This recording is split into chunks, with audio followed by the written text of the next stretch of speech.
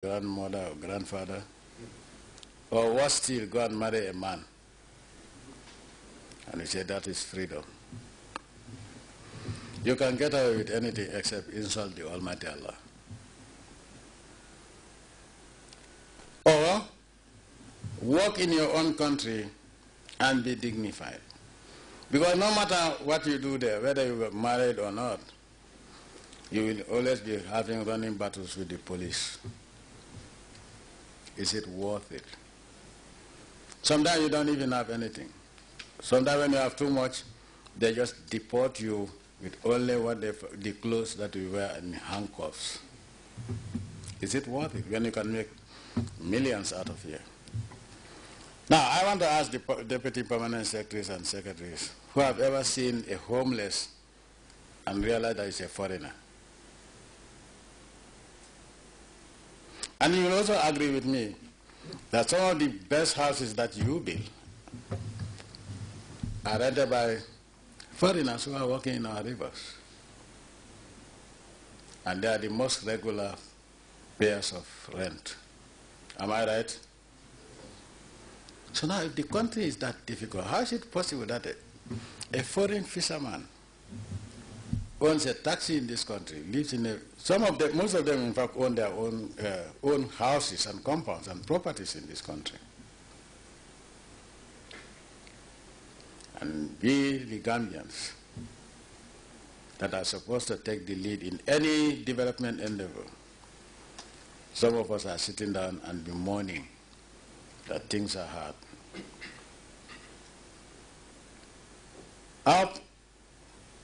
Do I believe that we can force people to go and work? No.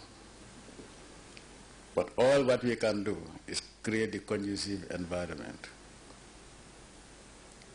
Where we create a conducive environment and people have this negative attitude, we don't mind any foreigner coming to make use of the conducive environment, because at the end of the day they are contributing to national development. We also have Gambians overseas called foreigners. So we are not averse to foreigners coming to this country, as long as they are not homosexuals, rapists, or drug traffickers. And they would be law-abiding. So you will agree with me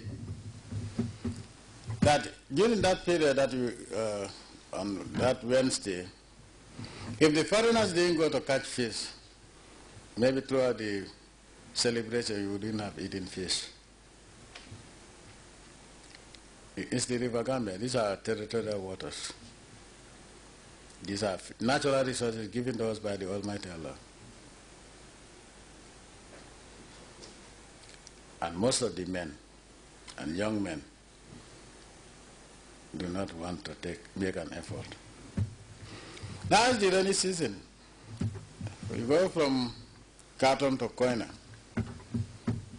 You will see women in gardens. I have the Quran. The black one there is the Quran. Is all in English. Is a transliteration of the Holy Quran, and this is also the Quran. There is no verse or chapter that says men cannot be vegetable growers.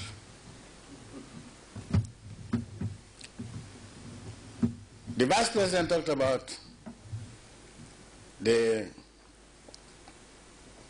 Vision 2020 being 7 years and 8 months away.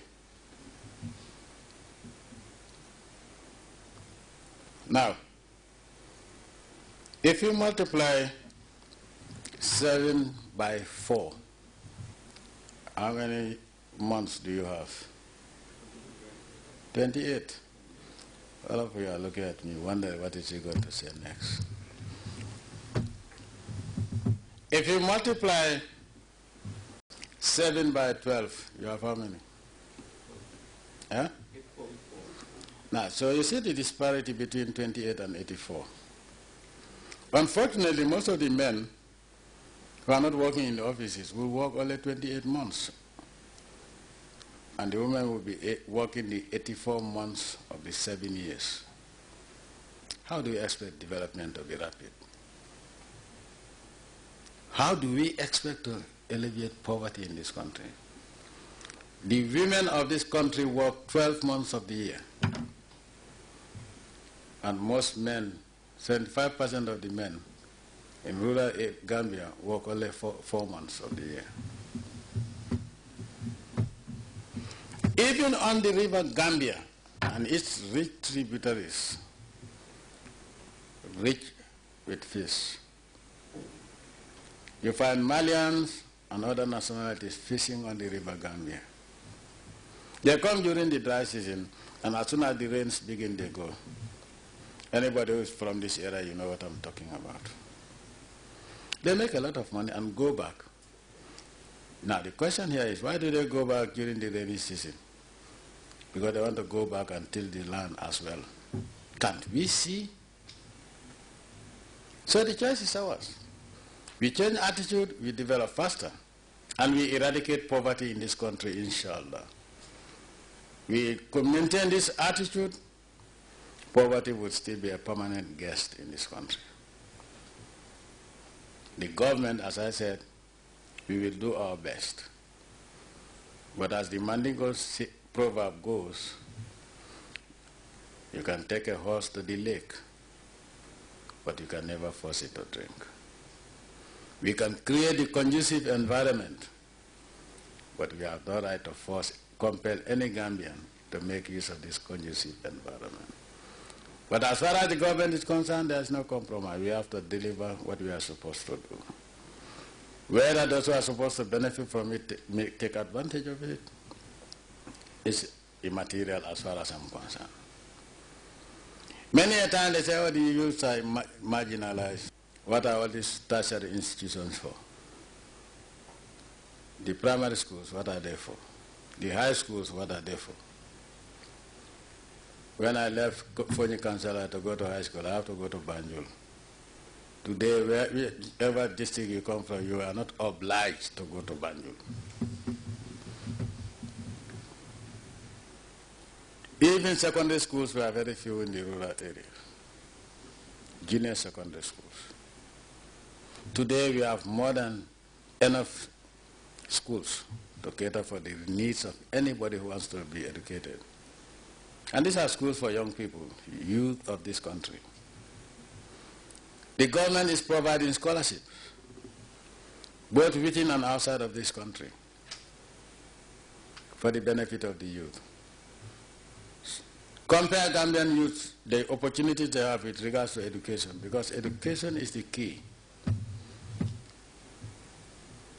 If you acquire knowledge, you can acquire wealth if you make good use of your knowledge.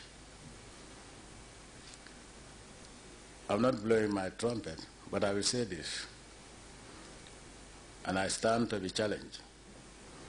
Gambian youth are the most privileged in Africa with regards to education, and they can find out from anywhere. If you want to help the youth, you are welcome. But don't mislead them. Go around, look for money, and you take 3/4 of it and come and say, because you get 50,000 pounds. You come and change 10,000 pounds. It appears a lot of money. And what is even amazing is that you read on the Observer or you look at some give $5,000 and there is big news. And I think it's high time that such nonsense, we stop it. Do you know how much the person got to come and help this country? Sometimes they give just 5,000 to a community and then they make headlines on GRTS, and that is nonsense. But what is more important, let us realize that $5,000 cannot make a feature for you. Because when we work locally, we can make more than that. All those people selling firewood are foreigners. All people selling charcoal are foreigners. Well, that's the reality. Don't look at me as if I'm encouraging charcoal. Well, it doesn't come, purportedly it doesn't come from this country. But the firewood is ours. And if foreigners can come to this country and be able to source charcoal from elsewhere, What are we Gambians doing?